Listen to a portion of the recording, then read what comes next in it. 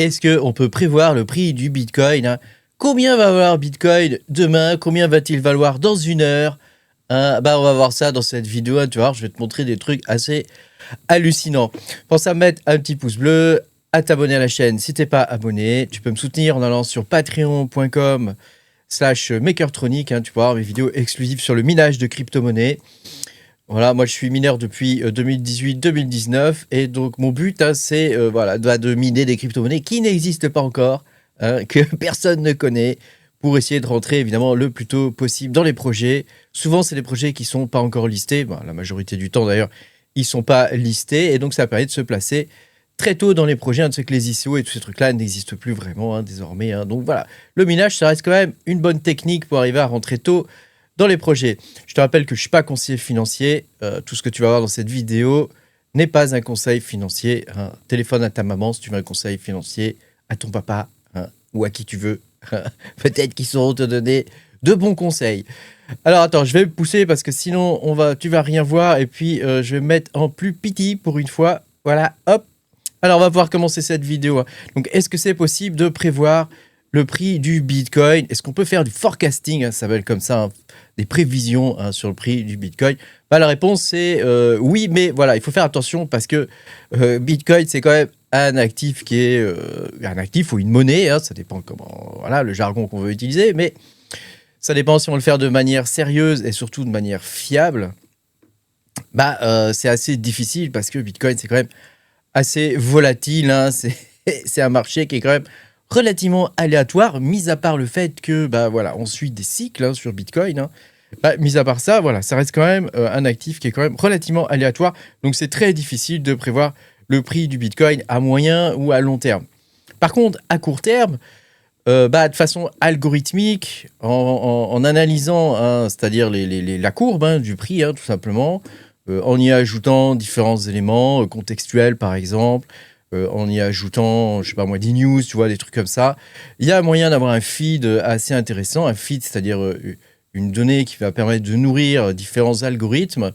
Et il y a moyen d'arriver à prévoir de façon à peu près fiable, enfin fiable, voilà, ça reste somme toute, ça reste somme toute à démontrer, hein, mais voilà, il y a moyen en tout cas d'avoir un outil décisionnel au niveau de l'achat du Bitcoin qui peut être intéressant, hein. Donc voilà, j'ai développé un outil et je vais te partager ça dans cette vidéo. Alors l'outil n'est pas fini encore, hein, mais voilà, je vais te montrer en gros comment ça fonctionne pour que tu comprennes que c'est quelque chose qui est faisable. Alors donc l'outil il est en deux parties, hein. Il y a un front donc, qui fonctionne ici, hein. Donc le front c'est la partie graphique que tu vas voir et derrière il y a une partie back-office qui va faire tous les calculs et qui va entraîner différentes intelligences artificielles pour faire les prévisions de prix. Donc les intelligences artificielles que j'utilise, hein, ce ne sont pas des LLM, hein, ce sont des intelligences qui sont spécialisées dans l'analyse des séries temporelles, puisque Bitcoin, enfin un prix, on a des données qui sont, la plupart du temps, voilà, c'est un prix, et puis à côté tu as un temps, un timing, hein. Donc voilà, ce sont des séries temporelles, et donc en fonction du temps, bah, on a un prix qui va varier. Alors l'idée, évidemment, c'est pas d'utiliser un seul algorithme, hein, parce que voilà, si tu en utilises qu'un, tu risques voilà, d'avoir quelque chose qui est faussé. Et puis il y a certains biais au niveau des algorithmes qui peuvent être un petit peu difficiles, voilà, à corriger. Donc l'idée, c'est d'en utiliser par exemple plusieurs de façon à faire un ensemble stratégique qui va te permettre, donc c'est un ensemble, hein, que j'ai développé, un ensemble d'algorithmes qui vont te permettre de comprendre en gros qu'est-ce qui risque de se passer sur Bitcoin. Alors tu vois, regarde, il y en a tout un paquet d'algorithmes, hein, je te les montre, hein. Donc il y a TFT, hein, donc Temporal Fusion Transformer. Ensuite nous avons NBIT. NBIT c'est un modèle de deep learning. Ensuite nous avons DeepAR. Donc DeepAR c'est un modèle qui est probabiliste et qui est autorégressif. Alors je ne vais pas rentrer dans les détails, hein, mais c'est un modèle qui est RNN, qui est un modèle RNN, voilà. Je ne vais pas rentrer dans les détails de chaque modèle parce qu'après ça va devenir un peu compliqué, mais voilà, je te cite un peu les trucs pour que tu comprennes un peu ce que c'est. Ici, on a LightBGM. Alors LightBGM, c'est un algorithme de gradient boosting. Aussi, on a XGBoost, que j'aime beaucoup, XGBoost. Voilà, XGBoost qui est similaire, qui fonctionne un peu de la même façon que l'IBM. Hein. Ensuite, on a D linéaire. Alors, D linéaire, c'est un petit peu plus compliqué à comprendre, mais c'est un modèle qui va décomposer la série de temps en trend et qui va appliquer une certaine saisonnalité. Donc, moi, j'aime bien ce modèle-là. C'est un modèle qui est plus simple que les autres. Hein. Le plus complexe du tas, c'est TFT. Et puis, on a Prophet, hein, qui est un modèle de méta. Hein. Et qui est très intéressant, Prophet. Hein. Il permet de gérer des tendances aussi qui sont des tendances non linéaires, hein, basées sur la saisonnalité. Voilà, et donc les vacances, tu vois, ce genre de trucs.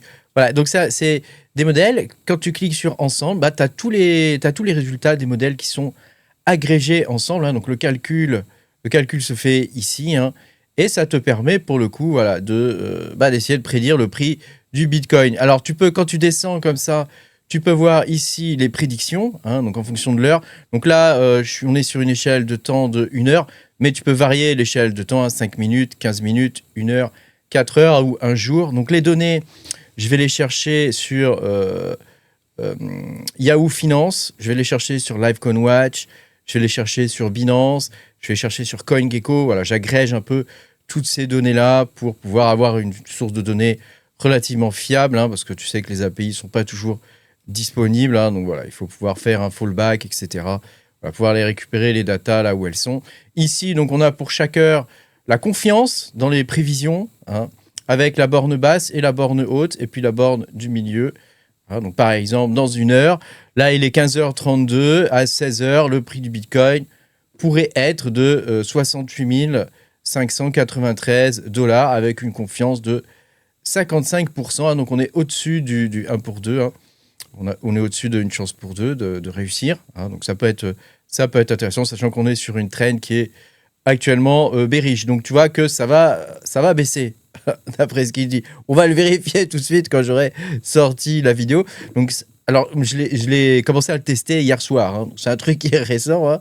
Mais voilà, je voulais te le partager parce que je trouve ça assez amusant. Ici, donc, tu as tous les indicateurs techniques, hein, le RSI 14, MACD signal. Donc, tous ces indicateurs sont agrégés. Hein, et tu as en bas les différents signaux. Par exemple, le RSI, pour l'instant, il est neutre. Le MACD, il est bearish. Et le BB, il est lower bound, tu vois. Et puis ici, tu as l'activité du back-end, hein, parce que sinon, regardez tout le temps ce qui se passe ici, c'est un petit peu casse-pied. Donc, tu vois ici ce qui se passe au niveau du back-end. Hein. Alors, regarde. Tu peux donc choisir l'algorithme que tu veux. Par exemple, on va prendre Prophet et il va te calculer, Prophet, ce que ça donne en termes de prévision. Donc, tu vois que Prophet, lui, il est très baissier.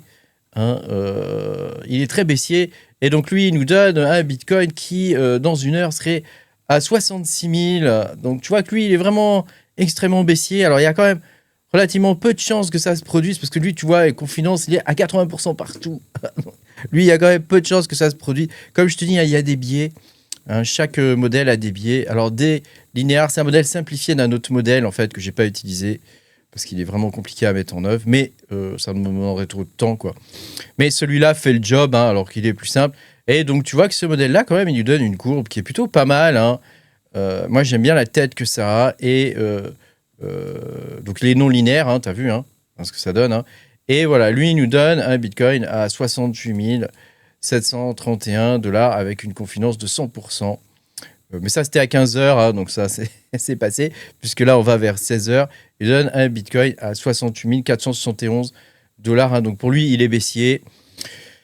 Voilà, donc ça, c'est des prévisions à 1 heure, hein, mais tu peux le faire aussi en 5 minutes. Ça peut être intéressant hein, si tu fais du scalping ou des choses comme ça. Voilà. XGBoost, lui, tu vois, comme c'est différent, hein, lui, il est plutôt positif. Lui, il nous donne un Bitcoin qui monte, hein, puisque lui, il nous dit que le Bitcoin va augmenter hein, à 68 958 $. Donc, il devrait prendre 150 $ de plus par rapport au prix actuel.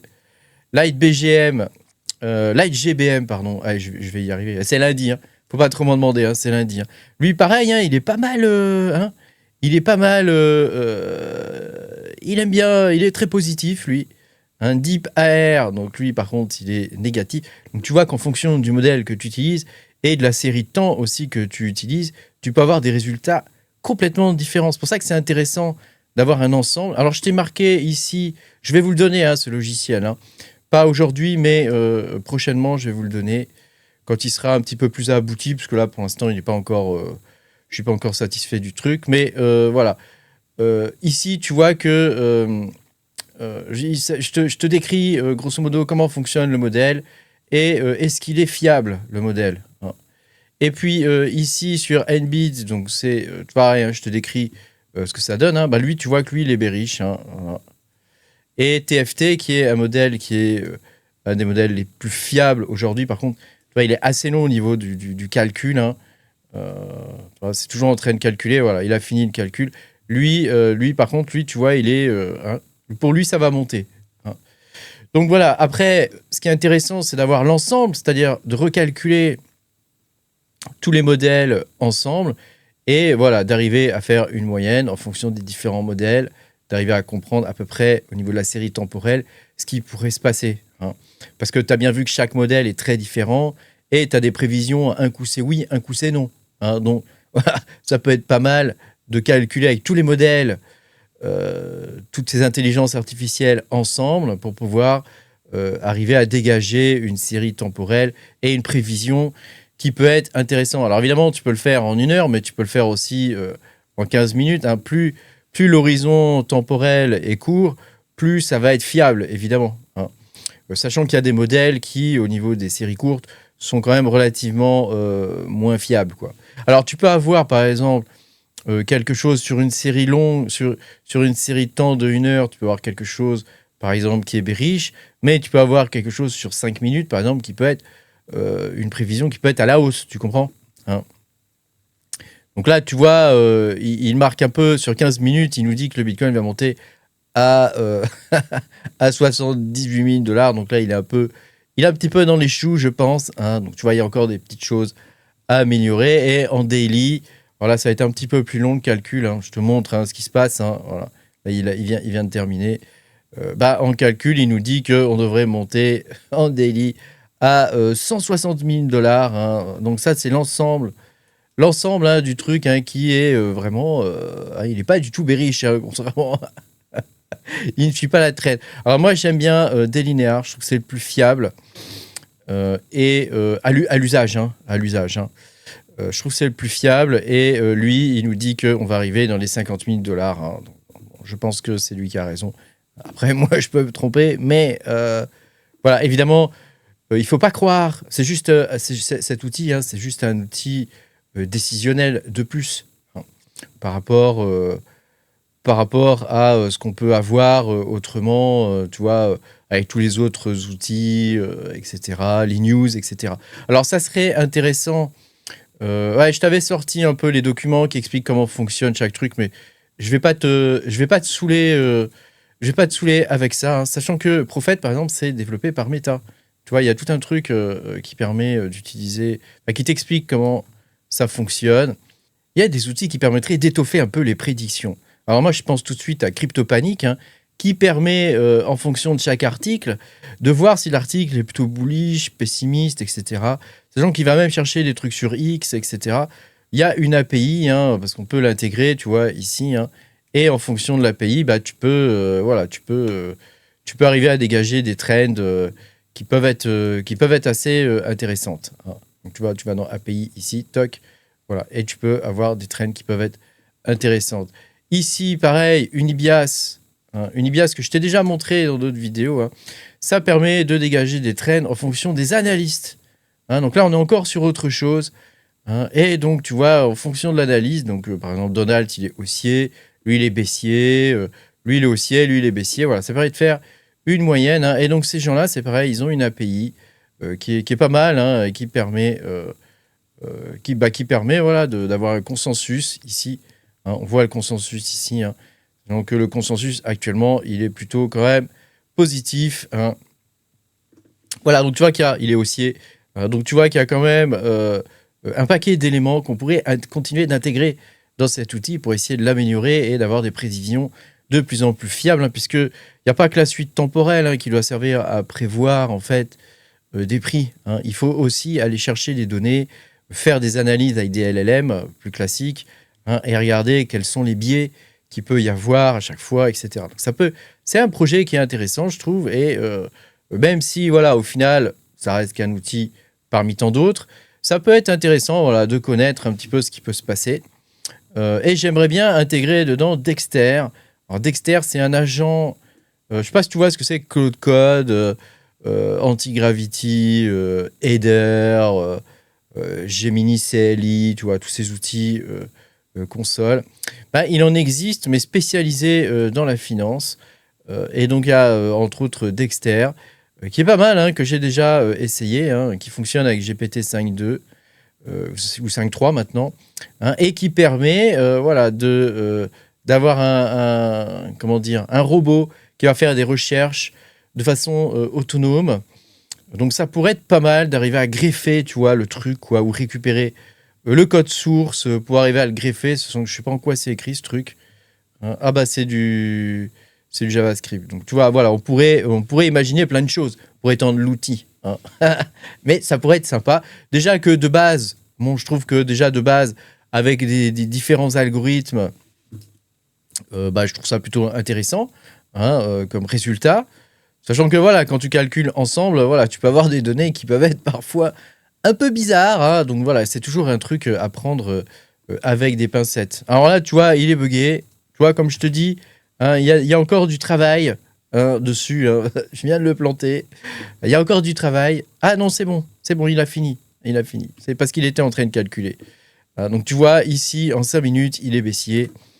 Voilà. Après, si tu regardes, par exemple, moi j'aime bien Delinear. J'aime bien Delinear. J'aime bien aussi celui de Meta, hein, Prophète. Je trouve que les séries non linéaires sont vraiment intéressantes en termes de prévision, en termes de prévision de prix.